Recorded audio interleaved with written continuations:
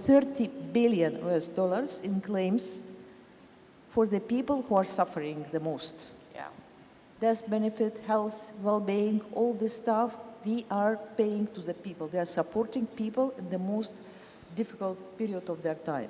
But on the sustainability commitment, what we promise, what we believe we have to do, we have so 2.5 billion commitment by 2030 on ESG principles. And it's not just, so it's on climate change, it's on DI commitment. So MetLife was, since 2016, MetLife is already a carbon neutral company. So we were the first among, American insurers who signed the commitment with UN on equal pay and gender equality. So our CEO, Michel Khalaf, was really forcing this. We have a very strong male sponsor who is really driving this forward. And just small example, what we all can do. You mentioned that paper, we have to save paper. And even our mass media partners are suffering with price increase, with all this stuff. Right, what can we do? We can go more digital, yes, but we have also to recover what we destroyed. I mean, for example, we planted, since 2020, more than 200,000 trees.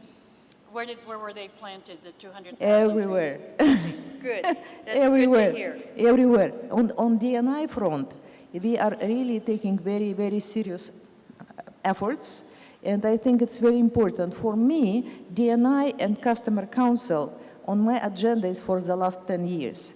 And we are doing this supporting talents, mentoring, sponsoring, not quoting, but focusing on real achievement.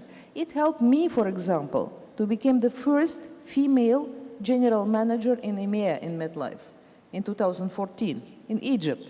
Then the first regional head, again, in MetLife. I know of MetLife's. MetLife's. And we are driving this, and I'm really proud to have a lot of female associates who are really great talents. We have to give them the chance. Right. We have to support them to reach.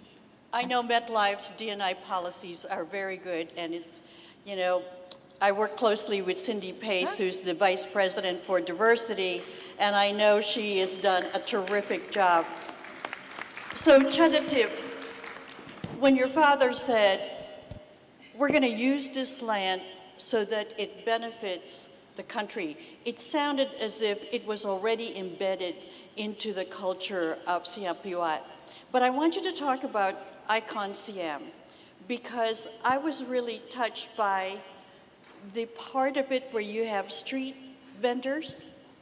Can you talk about that just as a way of giving people a very direct example of how you implemented ESG into this huge destination mall that is now the biggest in Asia Pacific? Thank you, Erin, actually, because I think the word sustainability was embedded in Siam Piwat when we founded the company 62 years ago, which actually that word didn't exist in those days. But like I told you, our strategy is to operate our business on the basis of shared values and co-creation. So along 62 years of our operation, we look at our circle of value chain. So we'll look after our stakeholders. We look after our retailers who rent the space in the shopping mall. We look after our business partners who did a lot of activities with us, like hospitals, insurance company, telecom, and also we look after our customers. So we see shopping malls, a service business, as the platform to deliver happiness and sustainable growth to people. So that was how we have been operating 62 years. And for your information, when we talk about ESG, what I'm going to give you the example, we could make it financially feasible. Because, sometimes when we talk about environmental saving or doing social responsibility, many people may think of it as it's costly, right? And then how could we, allocate the budget? But for us, we didn't think of it as the ad hoc or events or CSR, but it could be a real business. So when you ask me about Icon Siam, actually, that shopping mall, even though it was open for only 3.5 years, with the great support from K-Bank, because K-Bank saw the opportunity and kindly helped us form the consortium of the lending banks, to make it happen, because that shopping mall actually was the highest investment that the private sector has ever made 8 years ago.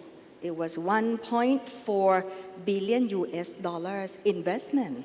So a lot of bet in the market whether we would survive or not. And especially when we announced that that shopping mall has to represent the best of Thailand and the best of the world all together. So it means to create Icon Siam to be the very best of Thailand in every aspect. We have to engage people from around Thailand because they too are ambassadors of our country. And we engage people down to the villagers because they are the great asset of our nation. They have very impressive produce and also craftsmanship and all the wisdom, the Thai wisdom that we all can be proud of. So how could we engage all of them and make them proud to be able to have the permanent presence in Bangkok, the capital of Thailand, which actually they didn't ever have the chance to come to trade their local produce or their famous noodles or their, 3 generations of Thai silk handwoven. So we engage them to create Icon Siam, and especially where most of you have visited, it's a little city which was called Suk Siam. Suk Siam means Thailand's happiness. So anybody who come to this little Thailand happiness, which is 140,000 square feet, it's huge, but it represents the best of the 4 regions of Thailand. So these villagers and the best of the food producer and also the best craftsmen and also artists from 4 regions came together, and we formed the committee. That how do we create this? How do we have the special art piece, and also how do we create the way of living of Thai people? And that we work closely. Very big thanks to the government, which is the Ministry of Interior. So we have always had policy in this country to promote the OTOP, right? So the small SME people and all the little vendors, moms and pops business. So we have classified OTOP into many categories. So the Ministry of Interior helped us recruited the first 500, top 500 highest quality of handicraft, craftsmanship, and also the food producer to join hands and make the offering. So we create the business model for Suk Siam as the loss leader first. Oh, really? Yeah. You already knew right. it we knew. was not going to generate income. Right, but definitely generating income to everybody who involved. So we invested as the platform and we take the loss first. Okay. The way to operate this is very easy. We recruit the top vendors, and also this is a 360-degree for them, how to learn to do business. So we charge them rent. It's not free. If it's free, they don't know their costing, right? Yeah. So we have the model that we charge them very minimal rent, and also we support them. They create the town committee, and also how to do the marketing. We teach them how to do the product development, how to revise their packaging to be more attractive. And also we engage K-Bank as our sponsors of Suk Siam to teach them how to save the money if they can sell the product. Okay. I love it. Right. I have to tell you, the mall has all the luxury brands you can think of.